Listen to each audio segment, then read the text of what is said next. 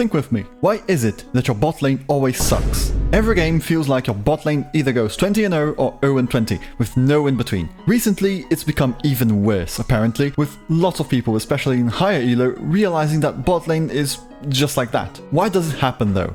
It's something that we've all experienced in one way or another, but it's hard to really put a finger on what exactly is happening. This is what I'll try to do in this video.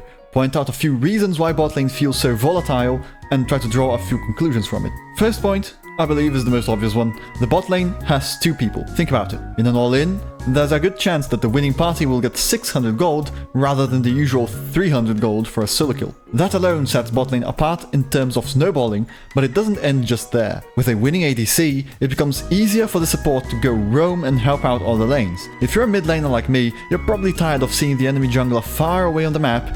You go for an all-in just for the enemy Nautilus to hack slash out of nowhere and CC chain you under turret. That is only a part of the reason why bot lane snowballs out of control so hard, but we can go further. A winning ADC, unless they majorly screw up, will win against a losing ADC. Like, duh. It seems obvious, but bear with me. Marksmen in general are known for dealing the bulk of their damage through auto attacks, point and click sustained damage. You could say ADCs are stat checkers when playing against each other. Whoever deals the most damage wins, and whoever wins will start winning even harder and harder as the game goes on. There's very little that the losing ADC can do about it, and so the snowball begins. The third reason I wanted to touch on is the jungler. If you've ever played jungle, you probably felt a lot of pressure just to stay bot lane all the time and leave your top laner to rot. Dragons are extremely important in solo queue, so every 5 minutes you have to stay bot side by default.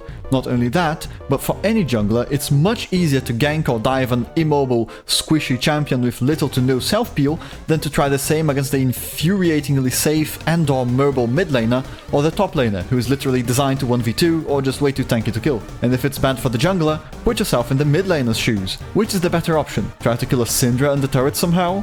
Or just go bot lane and get a double kill without even using summoner spells? There's a lot of incentive for the mid laner to help out their winning bot lane, and so they'll do just that. Especially if they're playing a mid laner who's designed to roam around, such as Talon, Kiana or Galio.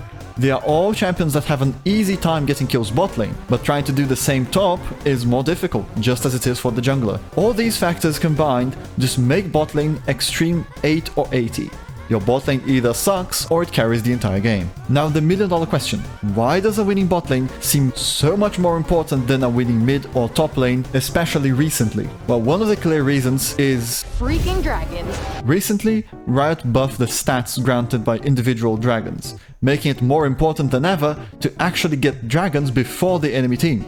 It's not just about the soul, it's about denying the enemy the potential bonus stats as well. Another thing that dragons got is extra HP, meaning it's harder for junglers to solo take them early on, thus relying more on a bot lane with prio to contest it. See where I'm going with this? The second reason for that discrepancy is the carry potential of an ADC that is properly played and played around. Now that Infinity Edge can be built as a second item, it becomes the obvious choice for ADCs who are already building it. Not that it stops them from going RFC or Collector, but still. It's such a massive power spike that an ADC's mid-game is stronger than ever, and in general, they will only scale harder and harder from that point on. With a half-decent support, the ADC can put out that monstrous damage without worries, and so the mid-lane assassin will jump the ADC, get CC'd for half a second and die instantly. The mid-lane mage will blow their full combo and won't kill, because the support gave their ADC a tiny dinky shield and now the mage is dead. And the top laner, who is 5 levels ahead, will flash, ghost, stride breaker, hack slash, nimbus cloak and still get kited to death unless their name starts with an I and ends with Relia. That kind of scenario makes the game turn into a 3v3 of bot lanes and their junglers, while there's 2 dudes duking it out on a faraway tropical island and 2 dudes spending 70% of the match fighting minions just to get an opportunity to roam bot lane and have some real impact.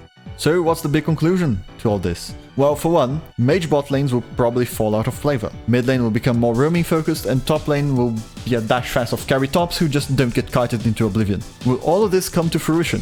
I don't know, maybe not. Maybe I'm just wrong in silver. But it's the conclusion I came after thinking about those previous points. Now, after all this, feel free to disagree with me and call me bronze in the comments though. However, agree or disagree, leave a like on the video if you enjoyed it and consider subscribing if you want to see more videos like this. By the way, if you aren't a fan of the direction League is going right now, you are not alone. In this video, I discuss a few of the reasons why an enormous part of the community is unhappy with the state of the game. Hope to see you there and thank you for watching.